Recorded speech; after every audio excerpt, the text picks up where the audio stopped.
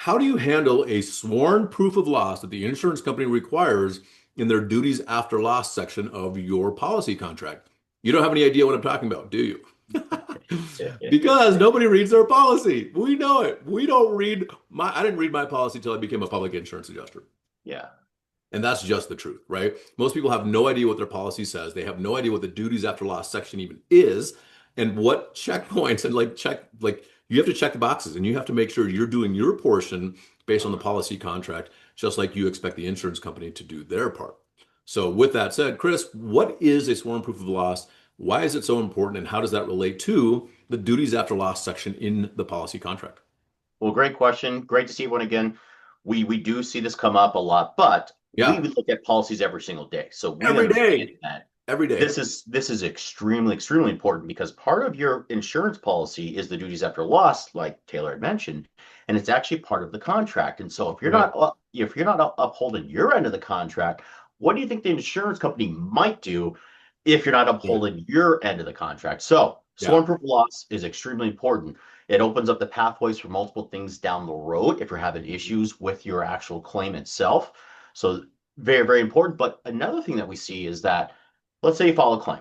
The insurance company says, hey, don't forget to send us a sworn proof of loss. Here's kind of a blank template. Sometimes the insured or the business owner doesn't know how to fill these out. That's why you definitely want to get us involved ASAP. Definitely. We Yeah. can walk you through that. Again, this is so important. You don't want to miss this step. It usually has to be sent in within a reasonable amount of time, or they actually put on there must be sent in within 30 days. Sometimes it has to be notarized. We've seen it all. So again, don't let this one slip through the cracks because it is so detrimental to your claim that could come back and hurt you. So Yeah.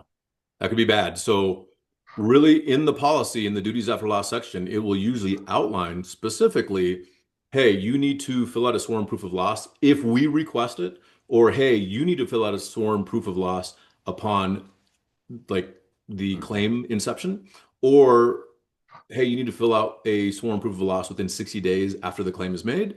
There's a bunch of different things, and you have to know because if you miss something, the insurance company doesn't necessarily have to allow you to make that up because it says it in the policy, which is a contract, right? And you are responsible for your portion of that contract, and the insurance company is responsible for theirs. Now, insurance companies sometimes can be flexible, other times very inflexible. So just be aware of that. And when you are getting into a situation like this, like Chris just outlined, we need you to contact us as soon as possible. BellatorClaims.com. Let us help you with your property insurance claim, residential, commercial, industrial. Contact us today, BellatorClaims.com.